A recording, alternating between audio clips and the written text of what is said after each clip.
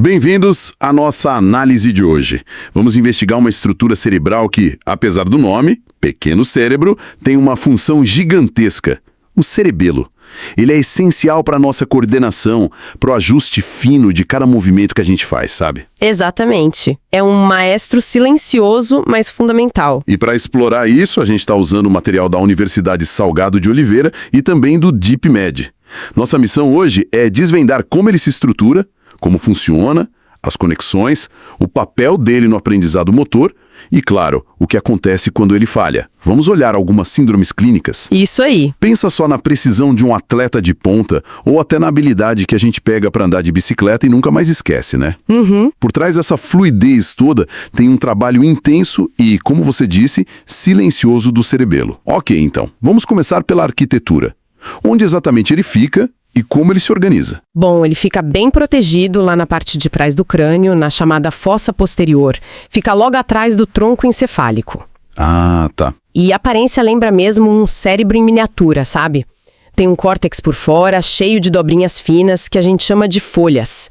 Aí por dentro tem a substância branca e mergulhados nela ficam os núcleos profundos, que são centros de processamento e envio de sinais. E anatomicamente ele tem divisões claras. Sim, a gente pode ver uma parte central, que é o vermes, e duas partes laterais maiores, os hemisférios cerebelares. Mas, do ponto de vista da função, como é que ele divide as tarefas? Essa organização deve ser chave para entender o que cada parte faz, né? Exatamente. Funcionalmente, é mais útil pensar em 3 grandes zonas, que até refletem um pouco a história evolutiva dele. Primeiro, tem o vestíbulo cerebelo. É o mais antigo, digamos assim, e está ligado diretamente ao nosso sistema de equilíbrio, lá no ouvido interno.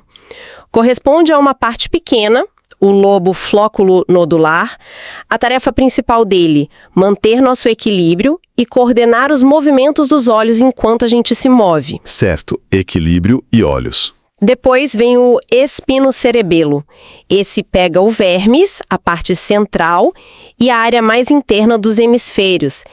Ele cuida mais da postura do tronco, do tônus muscular e da coordenação básica da marcha, do andar.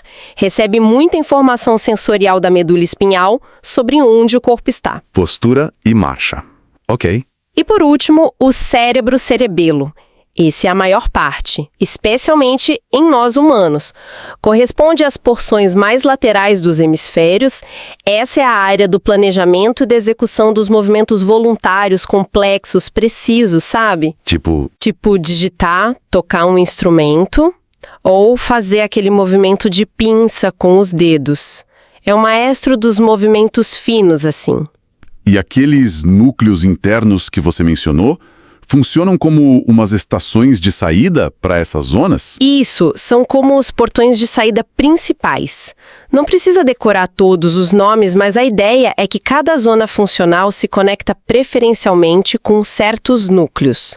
O maior deles, o núcleo denteado, está ligado à zona dos movimentos finos, o cérebro cerebelo. Outros núcleos mais para o meio se conectam com as zonas da postura e do equilíbrio, o espinocerebelo e o vestíbulo cerebelo. É dali que saem as instruções já refinadas pelo cerebelo, entende? Entendido. Então, estrutura organizada em zonas, funções específicas, portões de saída, mas como essa informação entra e sai do cerebelo? Como ele conversa com o resto do sistema nervoso? Através de 3 pares de cabos bem robustos de fibras nervosas, são os pedúnculos cerebelares que ligam ele ao tronco encefálico. Pedúnculos. Isso. O pedúnculo superior é a principal via de saída. Pensa nele como a autoestrada que leva as ordens ajustadas do cerebelo para cima, para o tálamo e depois para o córtex motor, para influenciar o comando final do movimento. Ok, saída principal. O pedúnculo médio é o maiorzão e é a principal via de entrada de informações que vem lá do córtex cerebral.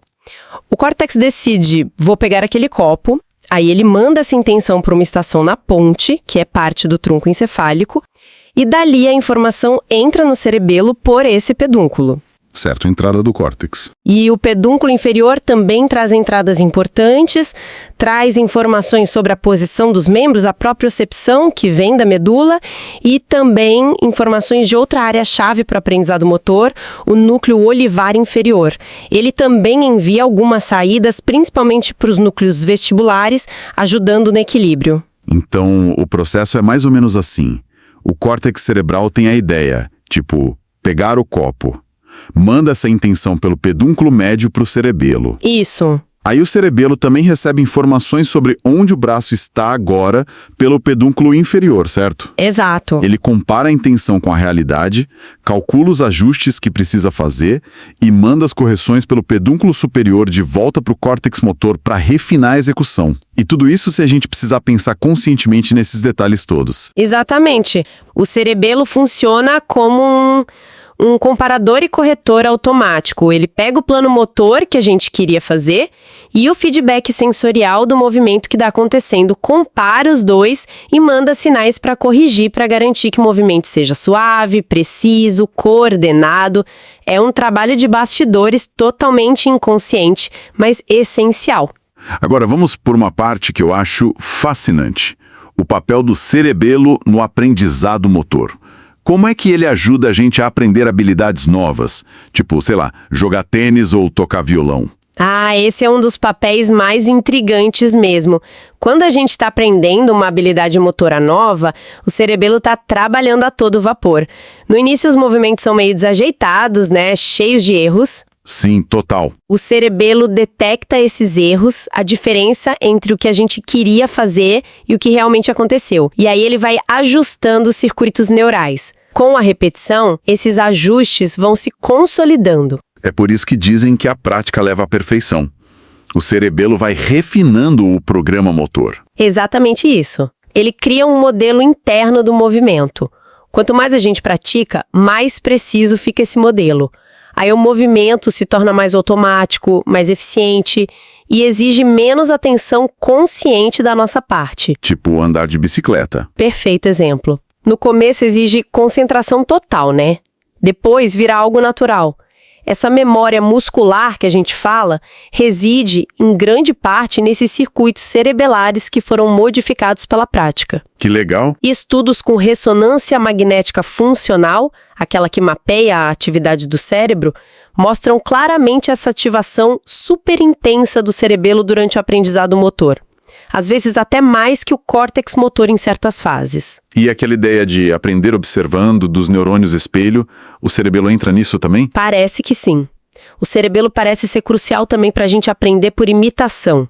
Ele ajuda a traduzir a observação de um movimento em um plano motor, para a gente mesmo executar. Entendi. E para fazer tudo isso, aprender, coordenar, ajustar o cerebelo, depende muito de uma informação. Saber onde cada parte do nosso corpo está no espaço, a cada instante. É a tal da propriocepção. Ah, sim. Sem esse feedback sensorial constante que vem dos músculos, das articulações, o cerebelo não conseguiria fazer esse trabalho de ajuste fino. Fica cego. Faz todo sentido. E quando essa coordenação falha, como é que isso aparece? É importante diferenciar de outros problemas, tipo uma tontura de labirintite, certo? Com certeza. Problemas lá no labirinto geralmente causam vertigem, aquela sensação de que tudo tá girando, sabe? A pessoa pode ter dificuldade para mudar de posição. Já os problemas no cerebelo causam ataxia. Ataxia? Isso, é um termo meio geral para incoordenação dos movimentos voluntários. O desequilíbrio vem da dificuldade em controlar os músculos de forma harmônica, mesmo que a pessoa não sinta aquela vertigem de rotação. E quais são os sinais mais característicos dessa ataxia cerebelar que um médico procura num exame? Tem alguns sinais bem típicos, sim. A dismetria é um deles. É o erro no cálculo da distância ou da força do movimento. A pessoa tenta pegar um objeto e ou passa do alvo ou não alcança. A gente testa isso com manobras tipo levar o dedo ao nariz ou o calcanhar ao joelho. Outro sinal é a disdiadococinesia. Nome complicado. É, né? Mas basicamente é a dificuldade em fazer movimentos rápidos e alternados, tipo bater palmas alternando o dorso e a palma da mão rapidamente. A pessoa com problema cerebelar se atrapalha toda. Entendi. E aquele tremor que aparece só durante o movimento. Sim, esse é o tremor de intenção. É diferente do tremor de repouso, do Parkinson, por exemplo.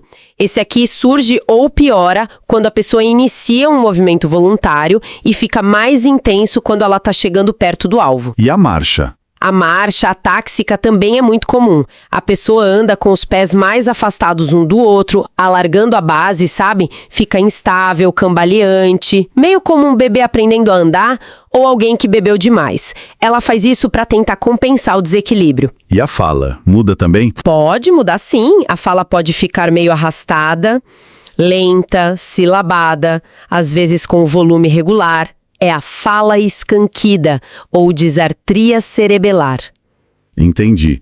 E a localização da lesão dentro do cerebelo influencia quais desses sinais vão aparecer mais? Faz diferença se é no meio ou nos lados? Faz diferença sim. Existe uma correlação. Lesões bem na linha média, no vermes, que é parte do espinocerebelo, afetam mais o controle do tronco e da marcha. Então a pessoa vai ter mais ataxia de tronco e de marcha. Certo. Já as lesões nos hemisférios, nas partes laterais, que são o cérebro-cerebelo, tendem a causar mais problemas nos membros, nos braços e pernas. Aí predominam a dismetria, a disdiadococinésia, o tremor de intenção no braço ou na perna daquele lado afetado. E aquela parte menorzinha, do equilíbrio? O lobo flóculo nodular, o vestíbulo-cerebelo. Lesões ali causam mais nistagmo, que são aqueles movimentos involuntários dos olhos, e desequilíbrio mais ligado à função vestibular mesmo. Lesões maiores ou que afetam tudo, aí combinam esses sinais todos. E tem um ponto crucial que você mencionou antes, sobre o lado do corpo afetado. Isso, importantíssimo. Lesões no cerebelo causam problemas no mesmo lado do corpo. É o que a gente chama de controle ipsilateral. Uma lesão no hemisfério cerebelar direito vai causar incoordenação no braço e perna direitos. Mas por quê? O cérebro não controla o lado oposto? O córtex cerebral sim, mas o cerebelo tem um esquema diferente. As vias que conectam o cerebelo ao córtex motor e depois descem para a medula acabam cruzando a linha média 2 vezes, uma vez para subir para o córtex oposto e outra vez na via motora que desce. Na prática, essa dupla cruzada anula o efeito, fazendo com que cada lado do cerebelo controle o mesmo lado do corpo. Ah, entendi. 2 negativas de uma positiva, basicamente. Exato. É uma pegadinha importante no diagnóstico. E isso ajuda a diferenciar daquela instabilidade que piora muito quando a pessoa fecha os olhos, o sinal de Romberg, né? Que aí seria mais problema de propriocepção ou vestibular. Perfeito. Na ataxia cerebelar pura, a pessoa já é instável de olhos abertos. Fechar os olhos pode piorar um pouco, mas não dramaticamente como no Romberg positivo, que indica que a pessoa está dependendo muito da visão para se equilibrar por falta de outra informação sensorial. Ok, então entendemos a estrutura, as funções, os sinais de problema. Agora, o que pode causar essas falhas no cerebelo? Quais são as principais ameaças a esse coordenador? Olha, as causas são muitas e bem variadas.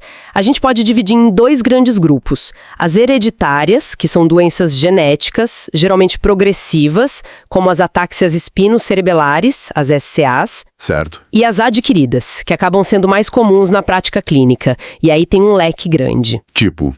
Causas vasculares, como um AVC, tanto isquêmico quanto hemorrágico, que aconteçam no cerebelo. Tumores, podem ser primários, que nascem ali, como o meduloblastoma em crianças, ou metástases, que vêm de outros lugares.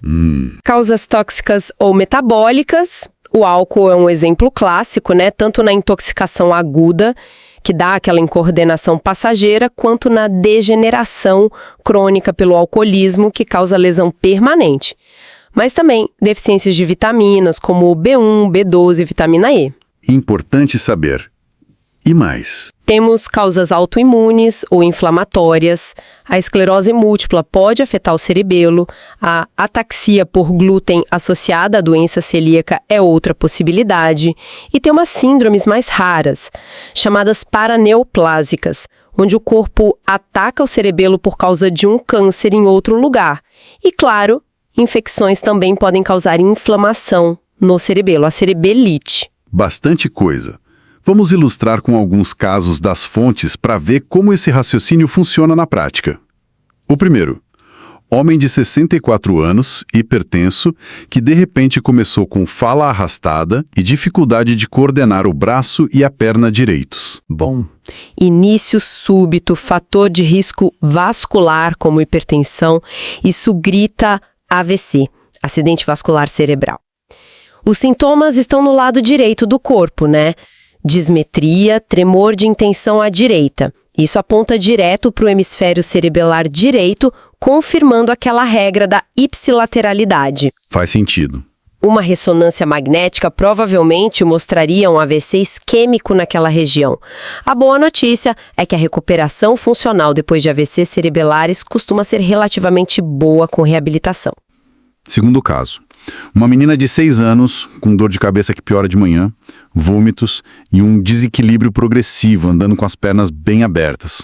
Opa, criança com sintomas cerebelares, tipo ataxia de tronco, marcha com base alargada e ainda por cima com sinais de aumento da pressão dentro do crânio, como essa dor de cabeça matinal e os vômitos. Sinal de alerta. Provavelmente ali na linha média, no vermes. Essa localização pode comprimir as vias de drenagem do líquido cerebral, causando hidrocefalia, que explica a dor de cabeça e os vômitos. E qual seria o tumor mais provável? Nessa idade e localização, o mais comum é o meduloblastoma. O diagnóstico e o tratamento precisam ser rápidos. Certo. Terceiro caso.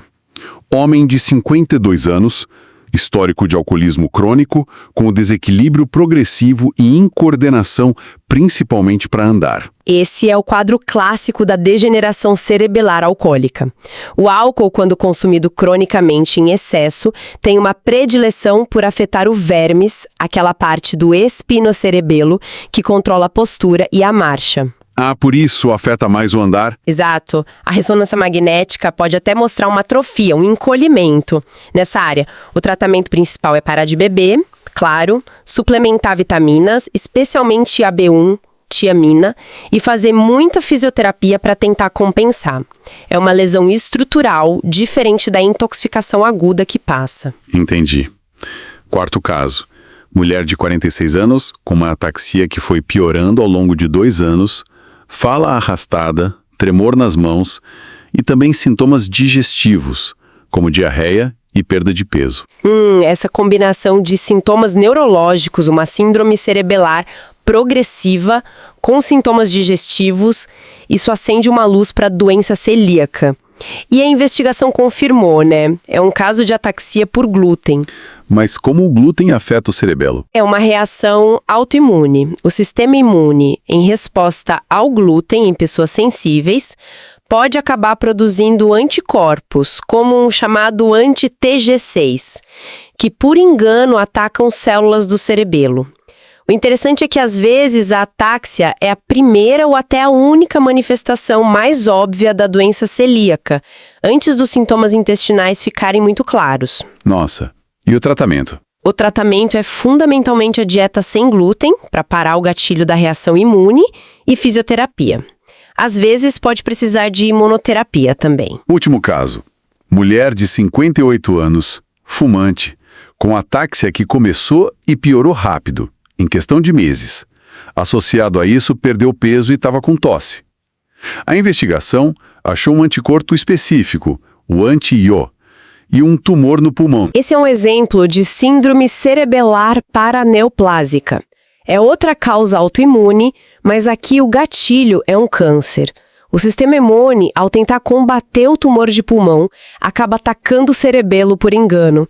Existe uma reação cruzada contra proteínas que estão presentes tanto no tumor quanto nas células cerebelares, os tais antígenos onconeurais. E o anticorpo anti-IO é um marcador disso. Exatamente. Ele é bem associado a essa síndrome, principalmente em mulheres com câncer de ovário ou mama, mas também pode ocorrer com pulmão, como no caso.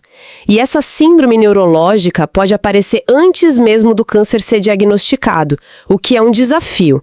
O tratamento envolve tratar o câncer de base e tentar controlar a resposta autoimune com corticoides ou outras terapias. Uau! É incrível a variedade de problemas que podem atingir esse órgão tão pequeno, mas tão poderoso. Recapitulando então, o cerebelo é o nosso coordenador silencioso, essencial para a gente ter movimentos suaves, equilíbrio, ajuste fino e, muito importante, para a gente aprender e automatizar habilidades motoras. Aquela história de andar de bicicleta ou tocar um instrumento. Isso. Por trás de cada movimento que a gente acerta, tem um cálculo super complexo acontecendo ali, sem a gente nem perceber. É isso mesmo. E as pesquisas não param, sabe?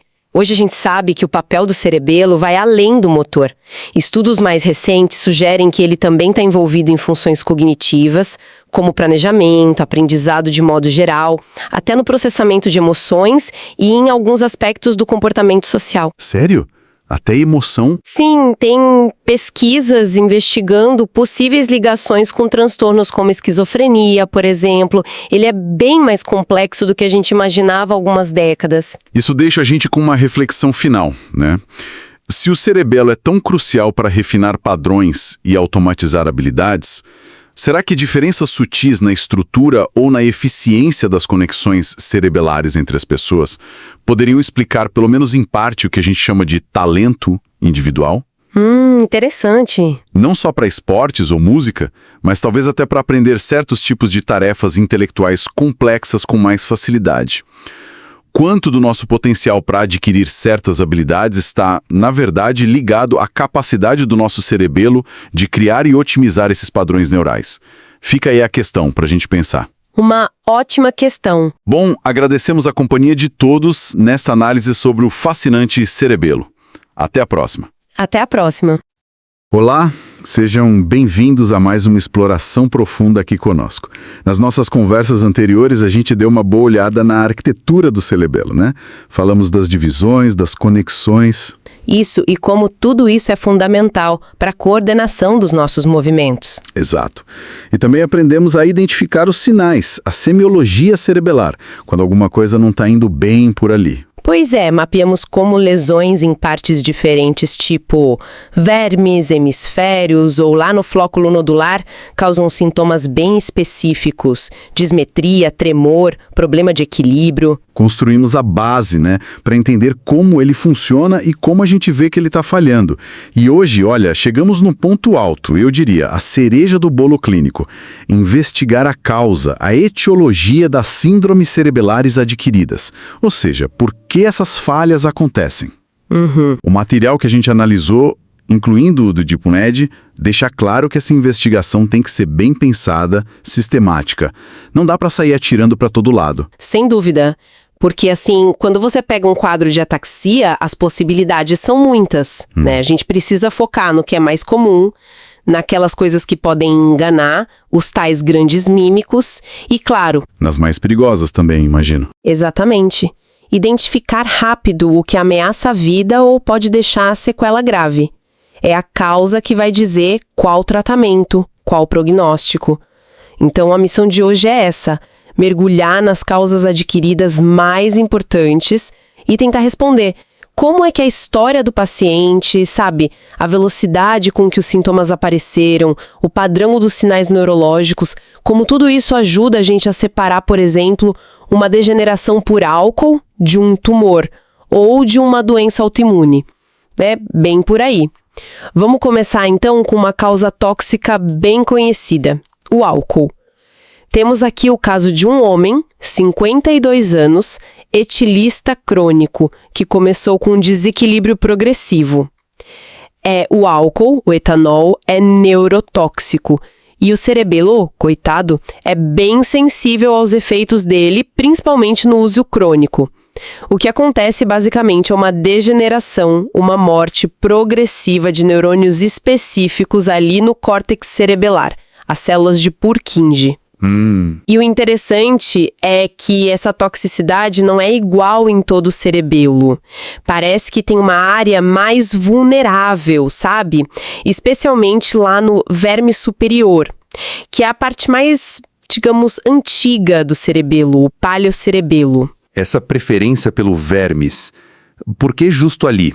Tem alguma explicação para essa fragilidade específica ao álcool? E como isso se liga aos sintomas que o paciente apresentou? Olha, a razão exatinha ainda é meio debatida, tá? Mas pode ter a ver com diferenças no metabolismo ali naquela área, ou talvez a quantidade de certos receptores, quem sabe até uma sensibilidade maior ao estresse oxidativo que o álcool causa. Entendi. Mas o ponto-chave é: como vermes, principalmente essa parte do paleocerebelo, é super importante para o controle dos músculos do tronco, para a postura, para o equilíbrio, a degeneração bem ali leva direto ao sintoma mais clássico da degeneração alcoólica, que é a ataxia de trunco. Ah, agora faz todo sentido. Isso explica aquela marcha de base alargada que o caso descreve. A pessoa anda com os pés afastados para tentar se equilibrar, né? As fontes até comparam com criança aprendendo a andar ou a gente tentando ficar em pé no ônibus. Isso, abrindo a base. Exato. O paciente também tinha dismetria e disdiadococinesia. Isso quer dizer que, apesar do verme ser o principal alvo, outras partes também podem ser afetadas com o tempo. Sim, sim. Embora a ataxia de tronco seja ao começo, né? O mais marcante e precoce. Mas com o tempo, dependendo de quanto e por quanto tempo a pessoa bebe, a degeneração pode sim se espalhar para os hemisférios cerebelares. Aí vem a dismetria, que é a erramira do movimento, e a disdiadococinesia, aquela dificuldade com o movimento rápido e alternado, tipo bater uma mão na outra. E a ressonância magnética mostra isso. Mostra. Confirma essa localização, a gente vê uma atrofia, né, o cérebro diminuindo de volume, geralmente é difusa, mas você nota que é mais acentuada ali no verme superior. E é importante não confundir essa degeneração crônica, estrutural, com a intoxicação aguda, o ficar bêbado. A bebedeira causa uma disfunção temporária no cerebelo, mas ela é reversível. A degeneração crônica não. Certo. E o tratamento para essa degeneração?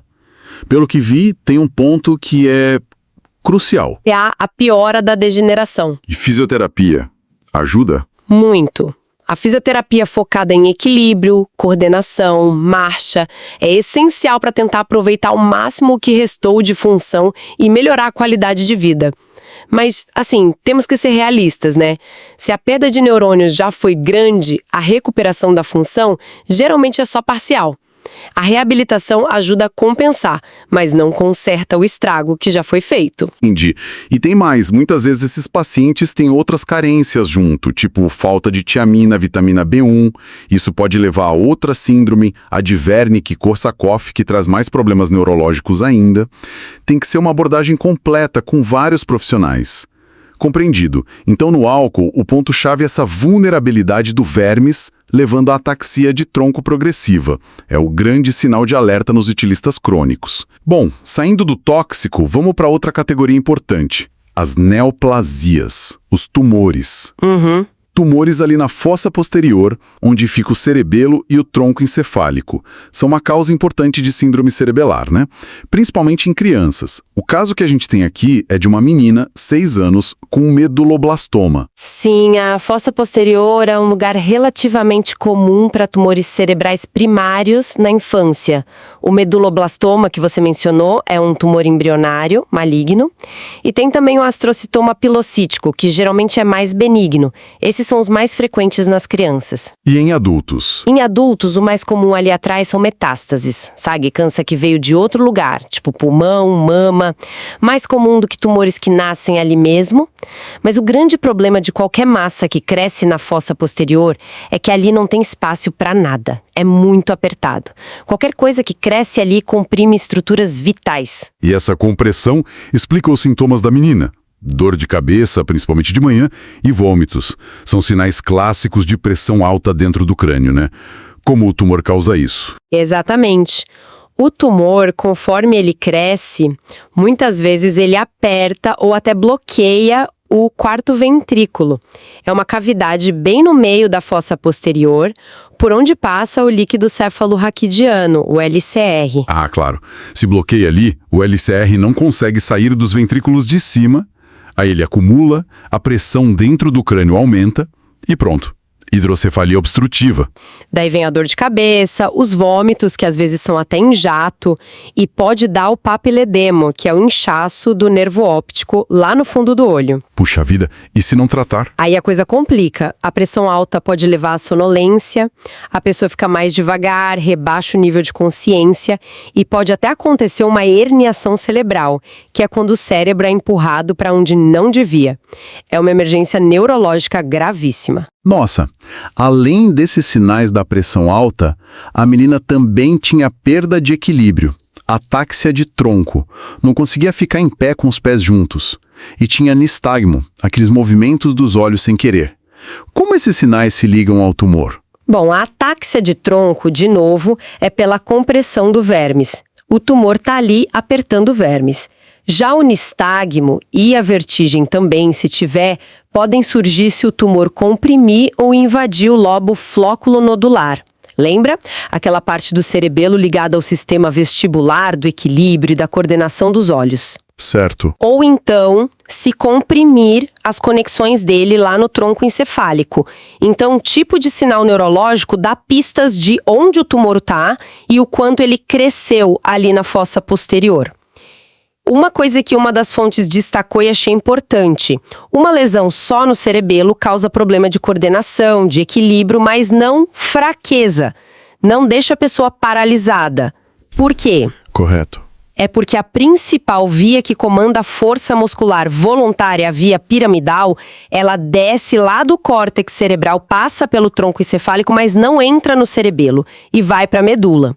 O cerebelo funciona como um maestro dessa via, sabe? Ele ajusta a precisão, o tempo, a suavidade do movimento, mas ele não gera força. Entendi. A fraqueza só apareceria se o tumor na fossa posterior fosse tão grande a ponto de apertar diretamente o tronco encefálico por onde a via piramidal está passando. E o manejo desses tumores? A palestra falou de cirurgia com monitoração intraoperatória. Parece bem delicado. Extremamente delicado.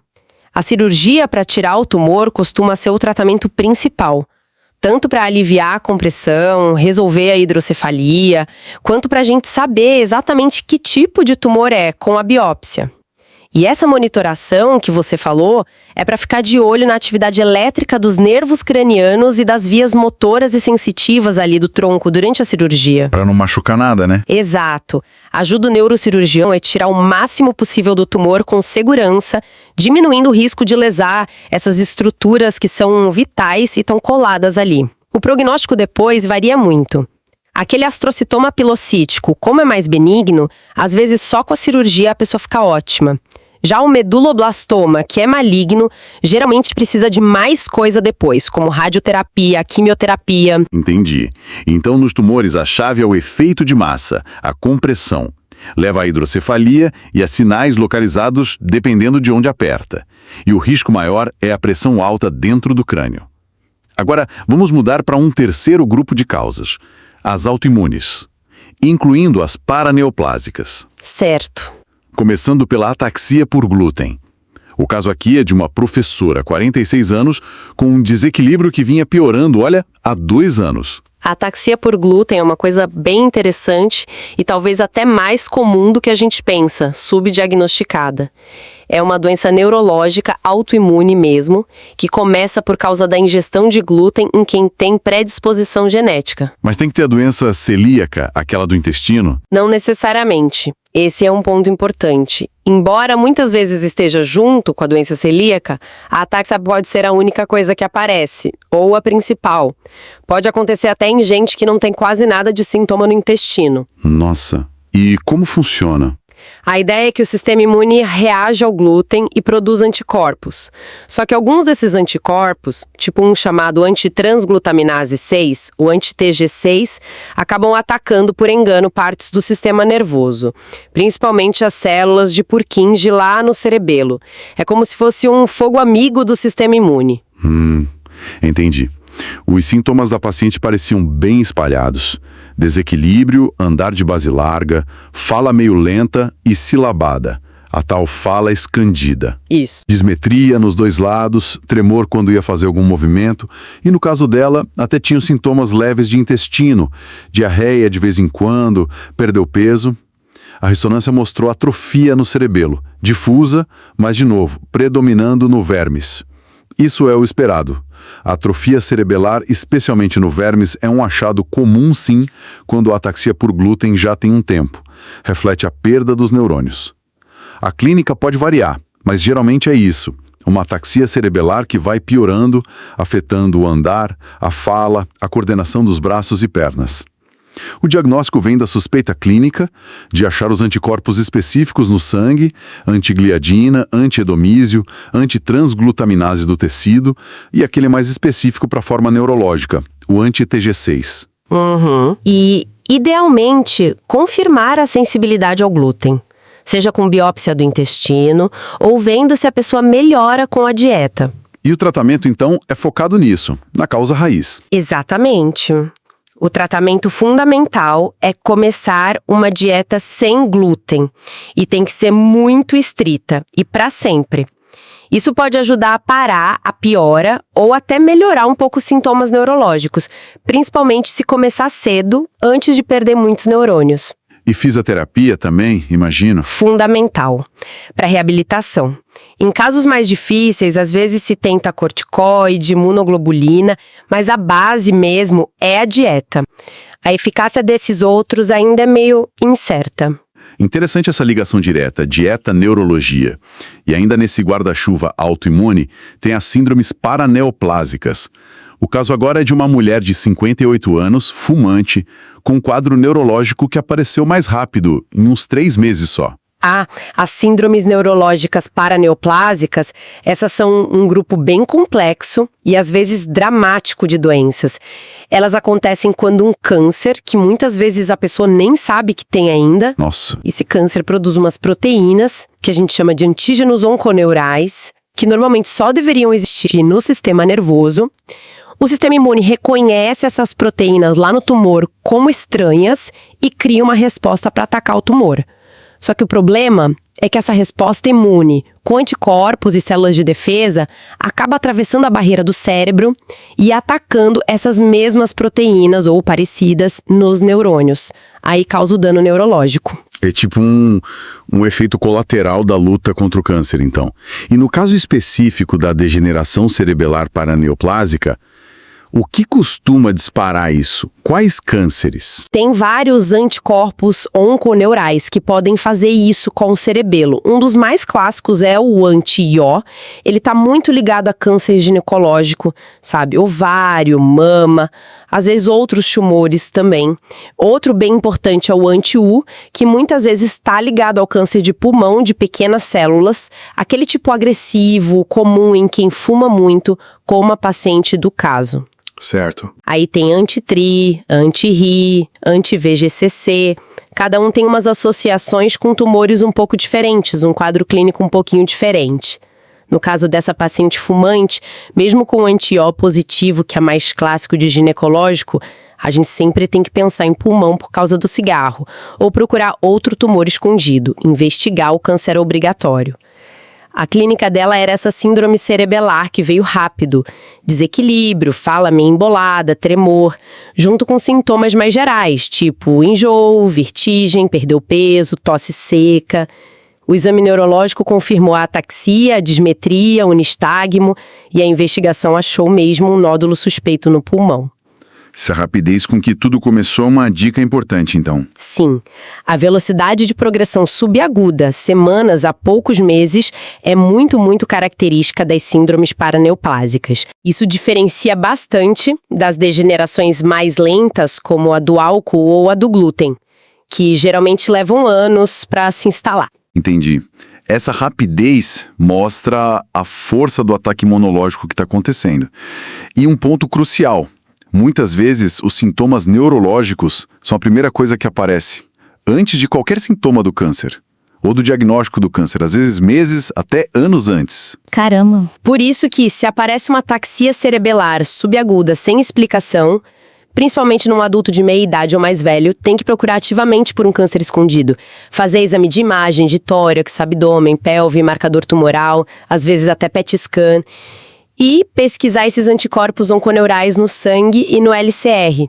É fundamental. E o tratamento para esses casos? Parece uma corrida contra o relógio. É uma situação bem difícil, sim. O tratamento tem duas frentes. Primeiro, achar e tratar o câncer o mais rápido e melhor possível. Tirar a fonte dos antígenos é crucial. Segundo, tentar controlar essa resposta autoimune agressiva.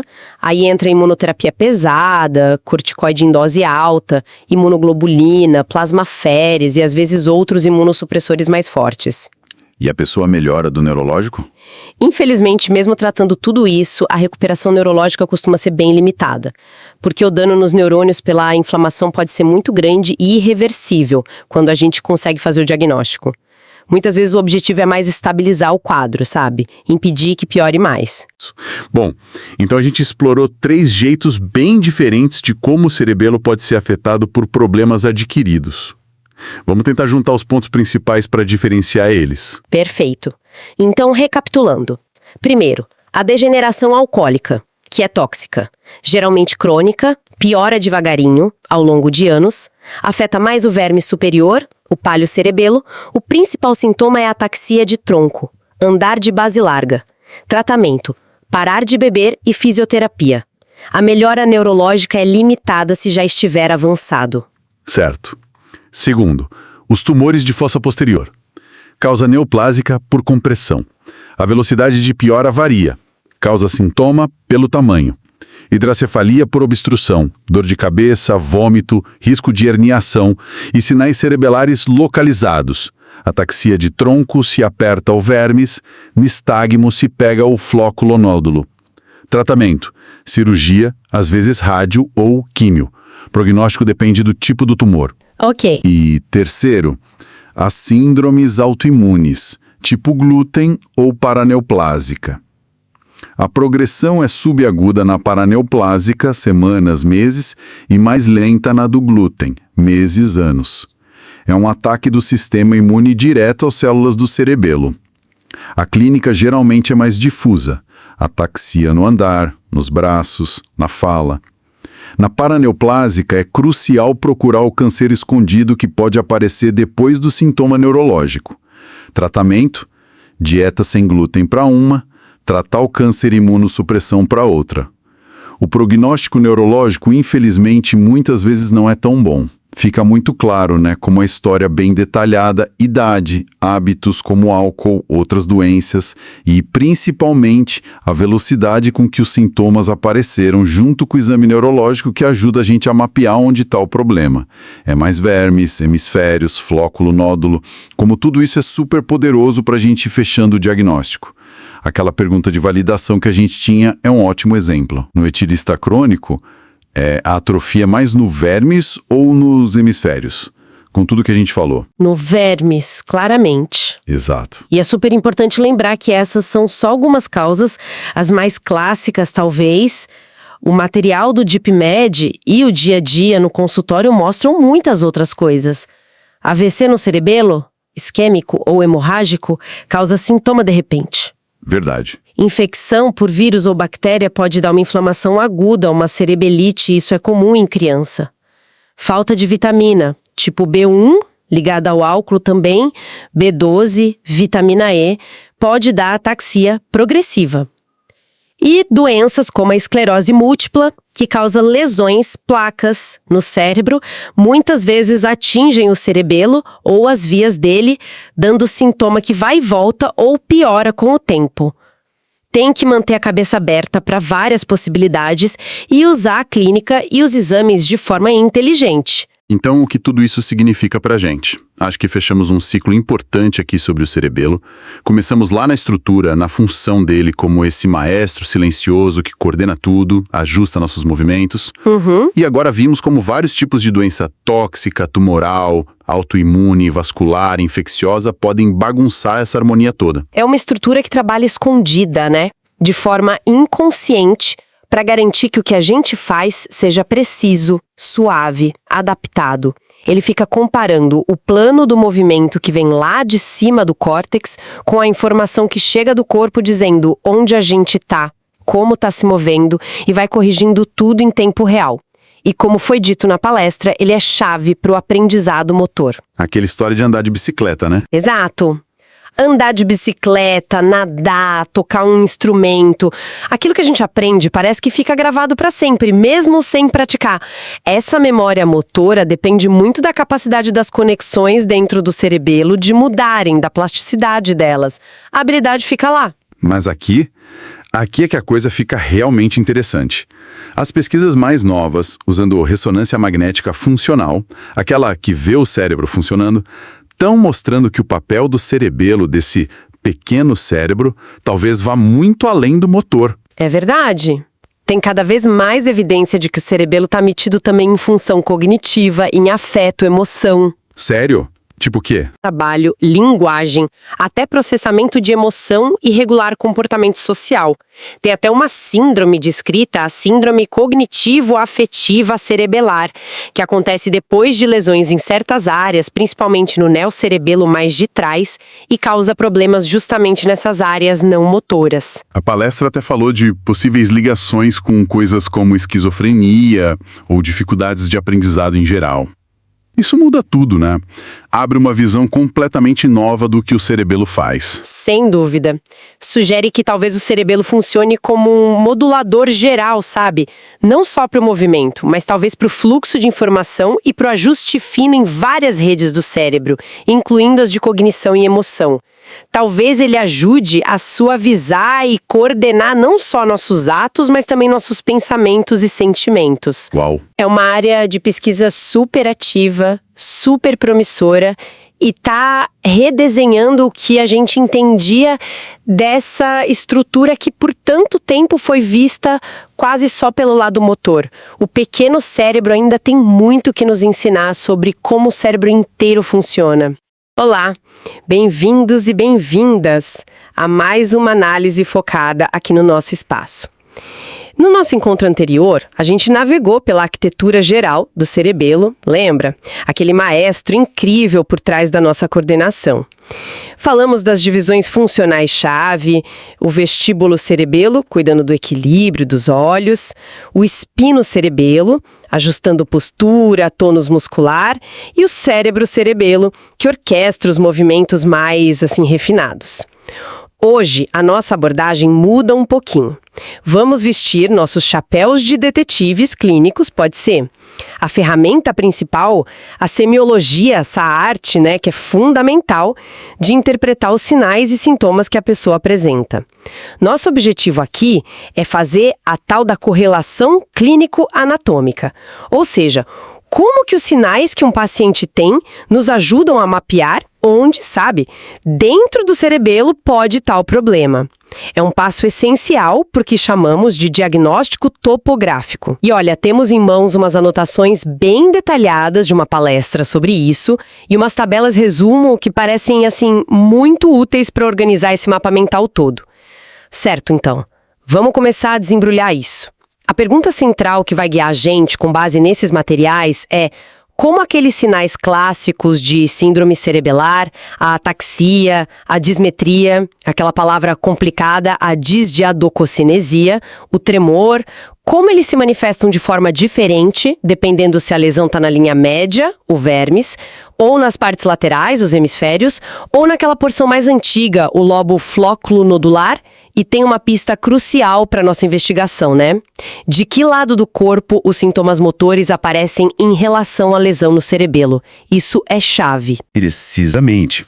A chave para decifrar esses sinais é entender a função especializada de cada uma dessas regiões do cerebelo. Vamos começar pela linha média, então, pelo vermes. Funcionalmente, ele é a parte central do que a gente chama de espinocerebelo. O vermes ele tem um papel crucial no controle da musculatura axial, a do tronco, e também na manutenção da postura e do equilíbrio, principalmente quando a gente anda. As anotações indicam que lesões nessa região central costumam causar a chamada ataxia de tronco. A pessoa afetada, Ela demonstra dificuldade em se manter equilibrada, caminha com as pernas mais afastadas, uma marcha que a gente descreve como de base alargada, né? Numa tentativa de ganhar estabilidade. E um exemplo clássico que as fontes citam é a degeneração cerebelar por causa do alcoolismo crônico, que parece que tende a afetar preferencialmente essa área aí, o vermes. Mas faz sentido visualmente. É quase como ver uma criança começando a andar, né? Que instintivamente alarga a base das pernas para ter mais estabilidade. Então, a lesão no vermes tira essa capacidade de ajuste fino do centro de gravidade, essa coordenação central para a postura e para o andar. Seria isso? Exatamente essa é a ideia. A gente perde essa regulação mais automática do equilíbrio axial, sabe? Agora, vamos mudar um pouco o foco. Vamos para as laterais, para os hemisférios cerebelares. Essas partes grandes, laterais, elas formam o cérebro-cerebelo, que é a parte, digamos, filogeneticamente mais nova e maior do cerebelo, especialmente desenvolvida em primatas e, claro, em nós humanos. E pelo que eu entendi das notas, é aqui que a coisa fica especialmente interessante para os movimentos mais complexos, aqueles aprendidos, certo? Os que envolvem a precisão das mãos, dos braços, talvez até a articulação da fala. Correto. O cérebro-cerebelo está muito ligado ao planejamento, ao início e à coordenação, tanto temporal quanto espacial, de movimentos voluntários complexos, principalmente dos membros. Por isso, lesões nos hemisférios cerebelares resultam em sinais que a gente chama de apendiculares, que afetam braços e pernas. Os achados clássicos nos testes neurológicos, isso está bem destacado nas tabelas que a gente tem aqui, são, primeiro, a dismetria. Basicamente, é um erro na métrica mesmo do movimento. A pessoa falha em calcular adequadamente a distância, ou a força, ou a trajetória para atingir um alvo. Naquele teste famoso dedo-nariz, por exemplo, o dedo pode ultrapassar o nariz. Isso é hipermetria. Ou ficar antes, hipometria. E muitas vezes com umas oscilações quando está chegando perto do alvo. Assim, já vi esse teste, a pessoa treme um pouco ao chegar, né? Isso pode acontecer junto com o tremor. Mas a dismetria em si é o erro no alvo. Em segundo lugar, temos a disdiadococinésia. Eu sei, é um nome complicado. Complicadíssimo. Mas se refere à dificuldade em fazer movimentos rápidos, alternados e sequenciais de forma suave e ritmada. Um teste padrão é pedir para a pessoa fazer aqueles movimentos rápidos de virar a mão para cima e para baixo sobre a coxa, sabe? Ou como se estivesse rosqueando uma lâmpada no ar. Alguém com lesão hemisférica faz isso de um jeito meio desajeitado, lento e irregular, com interrupções. As tabelas DeepMed que estão no material realmente dão destaque para a disdiadococinésia como um sinal bem característico de disfunção do hemisfério cerebelar. Entendi, fica uma coisa meio descoordenada mesmo, né? Exato. E por fim, mas não menos importante, o tremor de intenção, às vezes chamado de tremor cinético ou de ação. Diferente de outros tipos de tremor, esse aqui surge ou piora bastante durante um movimento voluntário que é direcionado a um alvo. E ele tende a ser mais grosseiro, mais oscilante, quanto mais perto o braço ou a perna chega do objetivo. E o importante, ele está ausente ou é mínimo quando o membro está em repouso. Isso que o diferencia bem daquele tremor de repouso mais típico da doença de Parkinson, onde o tremor é mais óbvio com a pessoa parada. Essas descrições são muito claras. A dismetria e a disdiadococinesia, como você falou que está destacado nas tabelas de DeepMed, parecem ser pistas cruciais mesmo. Elas apontam direto para os hemisférios quando a gente está fazendo essa investigação topográfica. Sem dúvida, são sinais localizatórios muito valiosos. E ainda falta a gente abordar a terceira divisão funcional principal, o lobo flóculo-nodular. Anatomicamente, ele corresponde ao vestíbulo-cerebelo, também chamado de arqueocerebelo, porque é a parte filogeneticamente mais antiga, né? O nome já entrega a conexão, imagino eu. Essa parte tem tudo a ver com o sistema vestibular, aquele sistema do equilíbrio que fica lá no ouvido interno, correto? Exatamente. As conexões principais do lóbulo flóculo-nodular são com os núcleos vestibulares lá no tronco encefálico. Portanto, lesões nessa área afetam o equilíbrio de uma maneira mais ligada à percepção de movimento.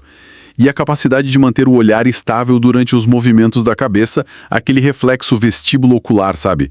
Os sinais mais típicos, também destacados nas fontes como associados a essa região, são o nistagmo, aqueles movimentos rítmicos involuntários dos olhos, que podem ter várias direções, e a vertigem, a sensação ilusória de movimento, muitas vezes de que tudo está rodando, ou a próprio corpo ou o ambiente. Ok, isso levanta uma questão prática importante. Se lesões no flóculo nodular causam vertigem e desequilíbrio, e problemas no próprio sistema vestibular, lá no ouvido, também causam isso, como é que a semiologia, baseada nessas notas, ajuda a gente a diferenciar a origem do problema? É tudo a mesma tontura? É uma excelente pergunta e um ponto crucial na prática clínica, viu?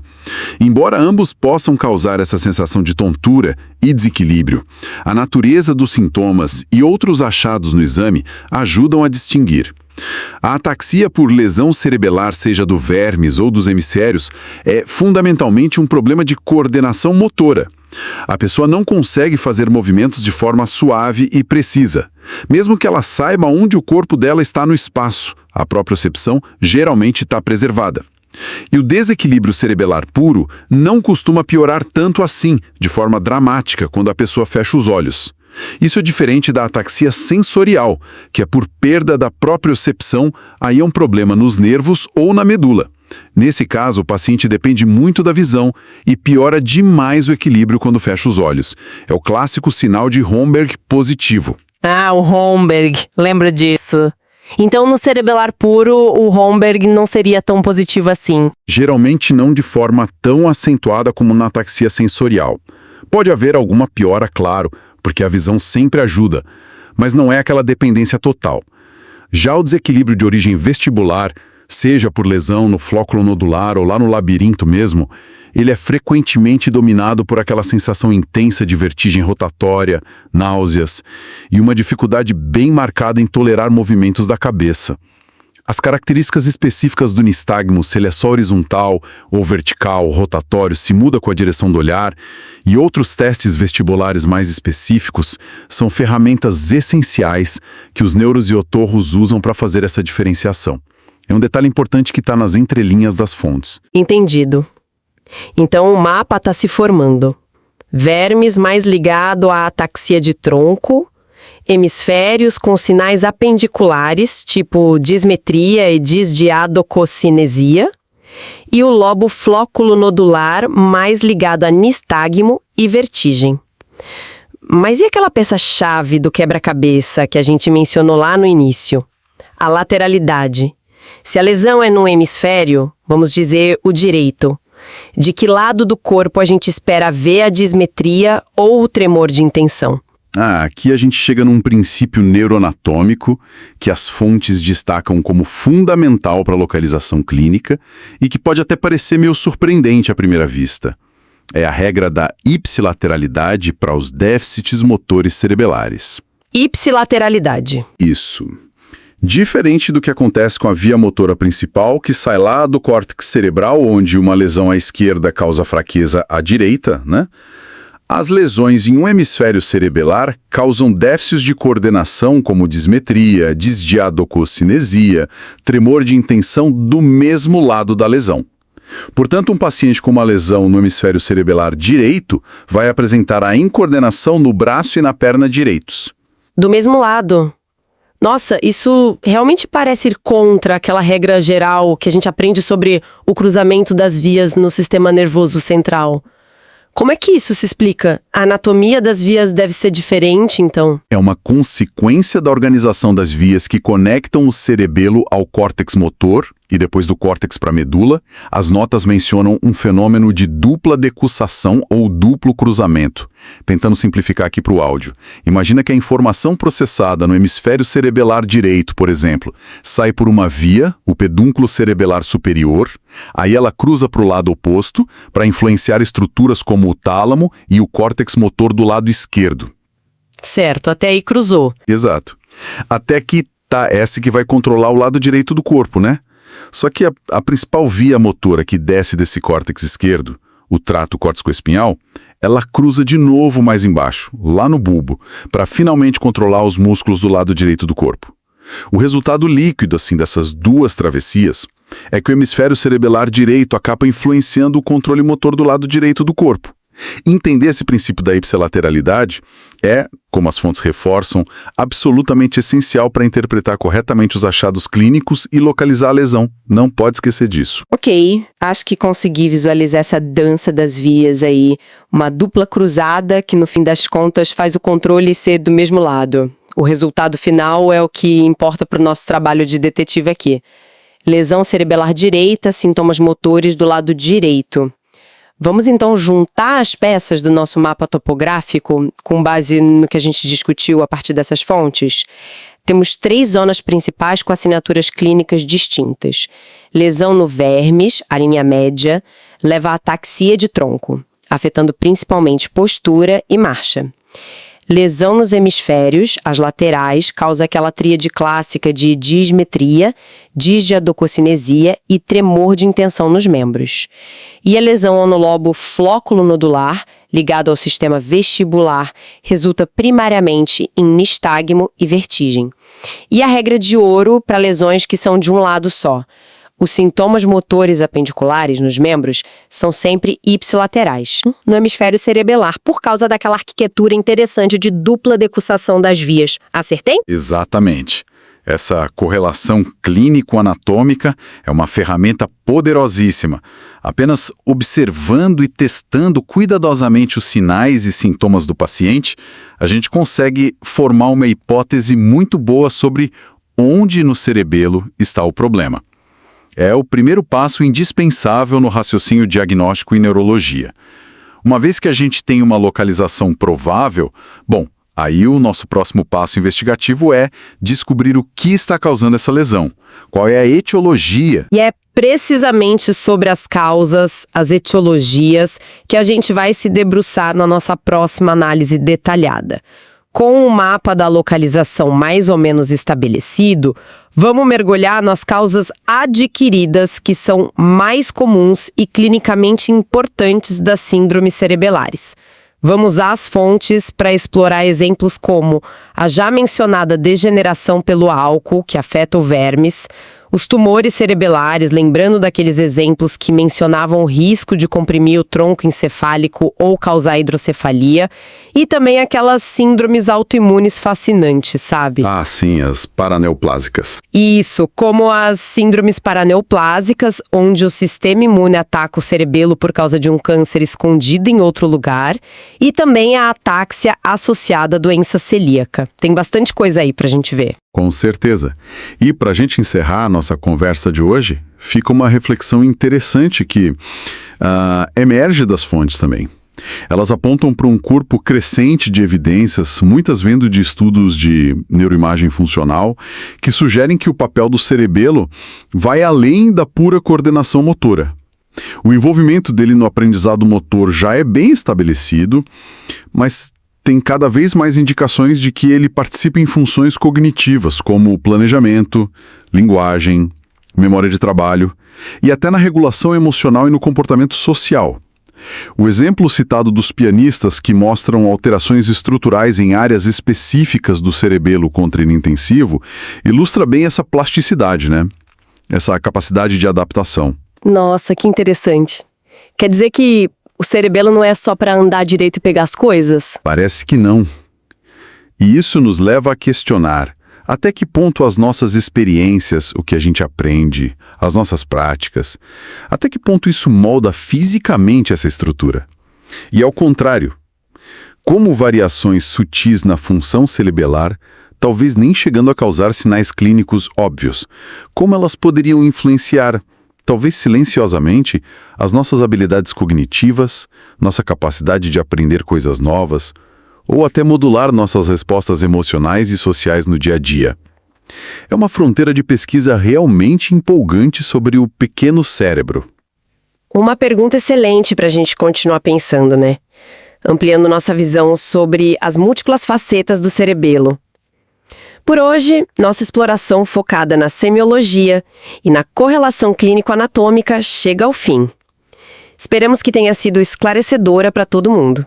Até a próxima! Olá! Bom, chegamos ao epílogo da nossa exploração sobre o cerebelo. É o fechamento, né, da análise que a gente fez baseada nos materiais recebidos.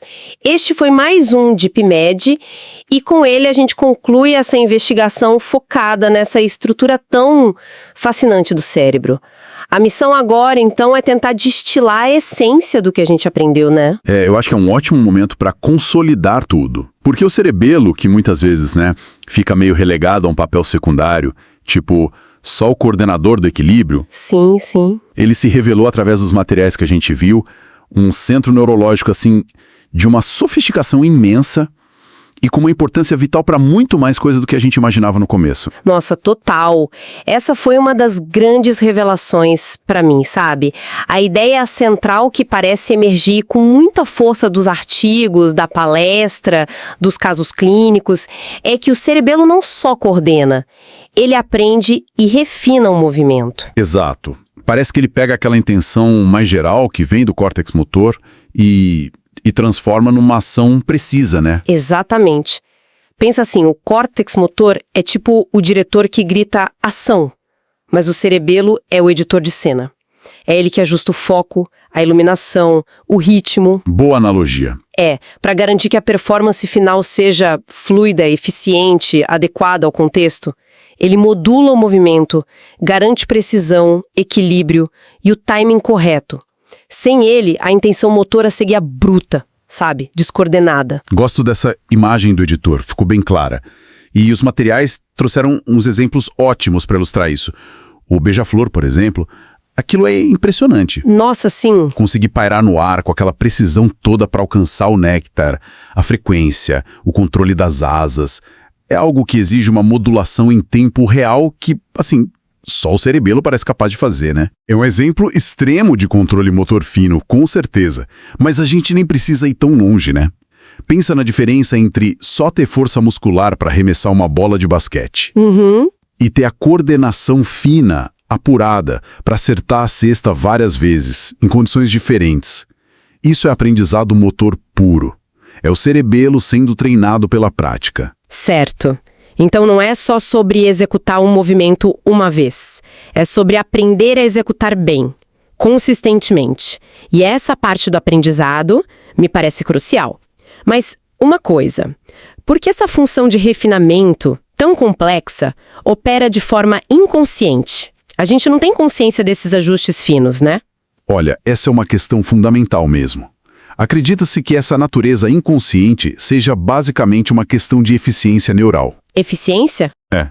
Imagina ter que pensar conscientemente em cada microajuste muscular que você precisa fazer para caminhar, para pegar um copo, para manter o equilíbrio. Nossa, seria impossível. Exato. Seria cognitivamente exaustivo e provavelmente muito lento para o mundo real, para as demandas que a gente enfrenta. O cerebelo, então, ele automatiza esses ajustes. Ele libera nossos recursos conscientes para tarefas de nível mais alto, tipo planejamento, tomada de decisão. O ato consciente é a intenção, vou pegar aquele copo. Mas a execução suave e precisa, isso é delegado ao cerebelo. Entendi. Ele libera a CPU principal para outras tarefas, digamos assim. E essa automatização, ela vem com a prática, certo? Você falou do basquete, mas os materiais mencionaram também tocar piano. Sim, piano é um ótimo exemplo. Lembro daquele estudo sobre pianistas terem alterações na espessura cortical, indicando uma adaptação estrutural mesmo. E também exemplos mais do dia a dia, como aprender a dirigir, a surfar. A palestra até trouxe o conceito de neurônios espelho nesse contexto. Como que a observação se encaixa nesse aprendizado motor do cerebelo? Boa pergunta. A observação, que é facilitada por esses neurônios espelho, parece que fornece um molde, sabe? Um modelo interno do movimento que a gente quer fazer. Ah, tá. Quando a gente vê, sei lá, um tenista experiente sacar, nosso cérebro meio que simula aquela ação internamente. Aí quando a gente tenta replicar, o cerebelo compara a nossa execução com aquele modelo que a gente internalizou e também com feedback sensorial, tipo, a bola foi na rede. Senti um movimento meio estranho. Entendi o ciclo. E a cada repetição, ele vai ajustando os comandos motores para reduzir o erro, para aproximar a nossa execução daquele modelo. É um ciclo constante de observar, tentar, errar, corrigir e refinar. E quem está mediando isso tudo é o cerebelo. E isso explica muito bem porque a demonstração é tão importante quando a gente ensina habilidades motoras. Faz sentido. E a questão da plasticidade que foi levantada, a ideia de que aprender essas coisas na infância é mais fácil. Isso vale para todas as habilidades motoras que dependem do cerebelo? Sim, vale sim. A plasticidade neuronal, a capacidade do cérebro de se modificar, é muito mais acentuada na infância e na adolescência. O cérebro está literalmente se moldando em resposta às experiências.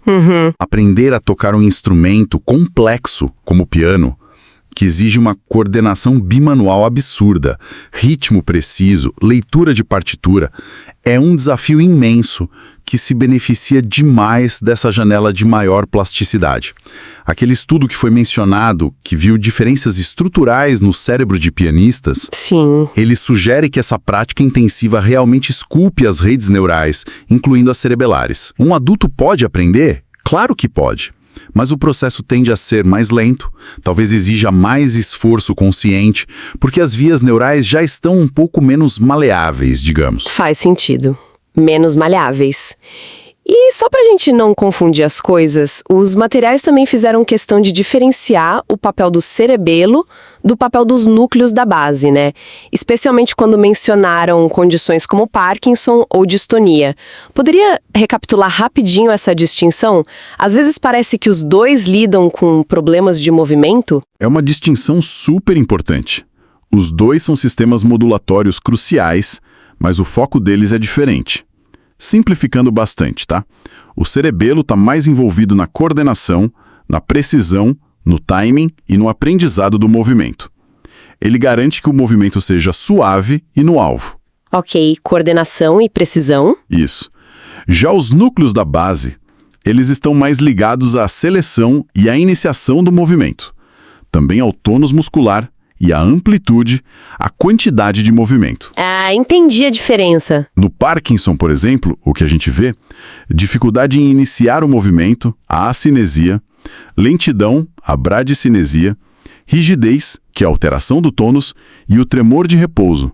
São problemas mais ligados à disfunção dos núcleos da base. Certo. Na distonia, tem aquelas contrações musculares involuntárias que causam posturas anormais, também ligados aos núcleos da base.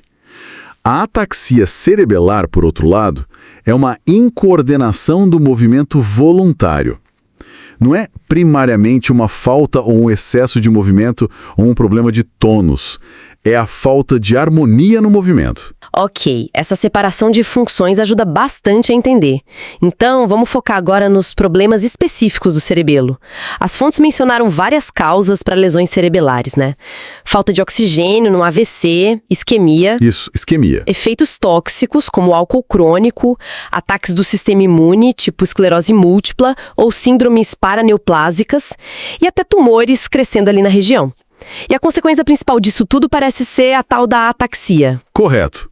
Ataxia é a palavra-chave para disfunção cerebelar. E é fundamental entender o que ela não é. Ela não é fraqueza muscular. Ah, importante isso. Muito. Um paciente com ataxia pode ter força normal nos membros. A ataxia é a perda daquela orquestração inconsciente, sabe? A falha no sistema de controle fino que permite a fluidez e a precisão dos movimentos. É como tentar regir uma orquestra onde cada músico toca no seu próprio tempo e volume. O resultado é caótico, desajeitado. Uma orquestra sem maestro. Faz sentido. E como essa desregência se manifesta na prática? Os materiais, tanto a palestra quanto o resumo do Universo e DeepMed, foram bem detalhados nos sinais clássicos. Sim. Esses sinais são a base do diagnóstico neurológico, né? Primeiro, a gente tem a dismetria, que significa literalmente medida errada. Dismetria? É. O paciente erra o alvo quando tenta tocar o nariz com o dedo ou o calcanhar no joelho oposto. Ele pode passar do alvo, e aí é hipermetria, ou ficar aquém, hipometria. É um erro no cálculo da distância e da força que precisa aplicar. Lembro do vídeo na palestra mostrando isso, era bem nítido. E o tremor. mencionaram o tremor de intenção. O que é isso exatamente? Isso, o tremor de intenção. Ele é muito característico do cerebelo, diferente do tremor de repouso do Parkinson, que acontece quando o membro está relaxado. Certo. O tremor de intenção surge ou piora justamente durante o movimento que é direcionado a um alvo. Quanto mais perto do alvo a pessoa chega, pior o tremor tende a ficar. Porque nesse momento que o cerebelo deveria estar fazendo os ajustes mais finos, entende? Entendi. Ajuste fino falhando. Além desses, teve a disdiedococinesia. Nome complicado. É um trava-língua quase. Parecia ser a dificuldade em fazer movimentos rápidos e alternados, tipo bater as mãos nas coxas, virando palma e dorso rapidinho. Exatamente isso.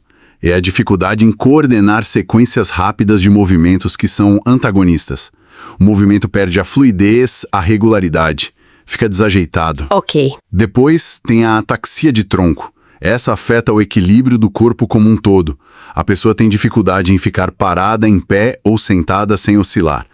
E a marcha fica instável, com os pés bem afastados, a gente chama de base alargada, para tentar compensar o desequilíbrio. Base alargada. E isso foi associado nos materiais a lesões no vermes, que é a parte central do cerebelo. E é bem comum na degeneração por alcoolismo crônico, por exemplo. Entendi. E ainda tinha outros sinais, né? Nistagmo e a fala escandida. Isso. O nistagmo são aqueles movimentos involuntários e rítmicos dos olhos. Muitas vezes horizontais ou verticais, podem indicar problemas no vestíbulo cerebelo, que é o lobo flóculo-nodular, responsável pela integração com o sistema do equilíbrio, o sistema vestibular. Olhos dançando. Exato. E a fala escandida, ou disartria cerebelar, é a dificuldade na articulação das palavras. A fala perde a melodia, o ritmo normal, fica lenta, meio silabada, com pausas que não deveriam estar ali. Um pouco como a fala de alguém embriagado, na verdade. Reflete a incoordenação dos músculos da fala. Geralmente indica uma lesão mais difusa no cerebelo. É impressionante como esses sinais, que para um leigo poderiam parecer só estar descoordenado, na verdade carregam informações tão específicas sobre o que está acontecendo. Os materiais do Universo e DeepMed enfatizaram muito a importância da análise topográfica.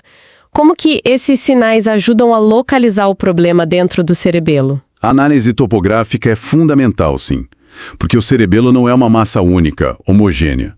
Diferentes partes dele têm conexões e funções um pouco distintas. Certo. Por exemplo, como eu mencionei, a ataxia de tronco, a marcha instável, isso aponta mais para o vermes, para a linha média.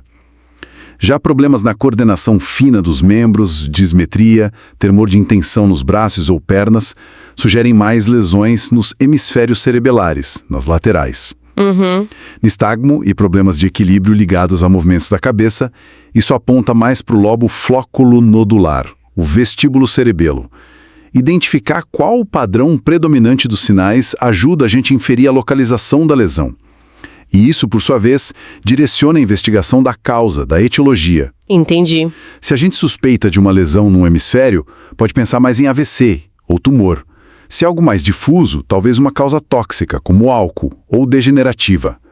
O exame neurológico funciona como um mapa mesmo. Um mapa para guiar a investigação. Ótimo. Agora a gente chega numa parte que eu achei particularmente intrigante nos materiais. Aquela ideia de que o cerebelo talvez faça mais do que só controlar o movimento. Aqui é onde a coisa fica realmente interessante, não acha? Sem dúvida nenhuma. Essa é uma fronteira da neurociência atual. Por décadas, o cerebelo foi visto quase que exclusivamente pela ótica motora. Exato. Mas estudos mais recentes, principalmente com ressonância magnética funcional, o fMRI, que permite ver o cérebro funcionando em tempo real, eles estão desafiando essa visão. Tem evidências crescentes de que o cerebelo participa também de funções cognitivas. Cognitivas, tipo o quê? Tipo planejamento, linguagem, memória de trabalho, aprendizado não motor. Como assim aprendizado não motor?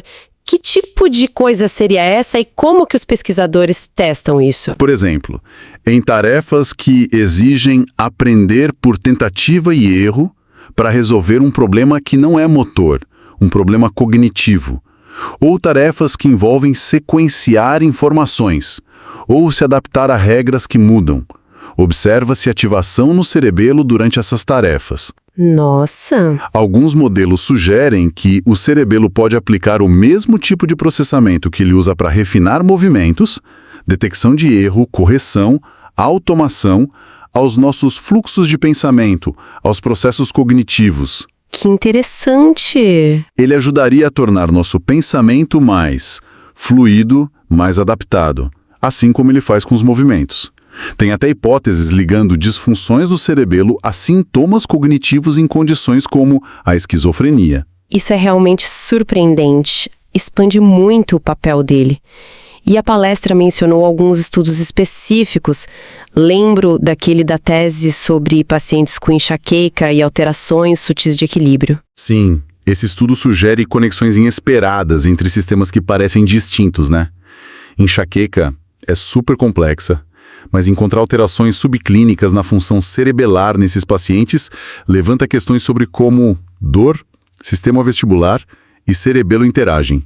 E teve outro estudo fascinante, aquele com os pilotos de asa delta. Ah, sim. Comparando pilotos experientes com pessoas que não pilotavam, enquanto assistiam a vídeos de voo.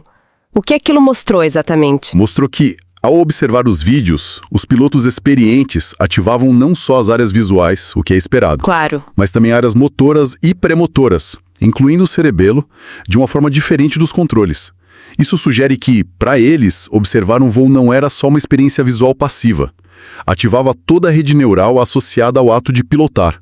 Planejamento, antecipação, controle fino, mesmo sem eles estarem movendo um músculo. Uau! O cerebelo parece estar envolvido nesse processamento implícito, sabe? Integrando percepção, memória motora e planejamento futuro. Então, essa fronteira entre processamento motor e não motor parece bem mais fluida, mais tênue do que talvez os livros antigos sugerissem. E o cerebelo está ali, bem no meio dessa integração toda. É uma perspectiva muito empolgante, né? Ela nos força a repensar a organização funcional do cérebro e abre caminhos para a gente entender melhor como aprendemos, como pensamos, como nos adaptamos e como falhas nesse sistema integrado podem levar a distúrbios neurológicos e até psiquiátricos. O cerebelo emerge como um coprocessador super versátil, contribuindo para a eficiência e para a adaptabilidade tanto do movimento quanto potencialmente do pensamento. Certo.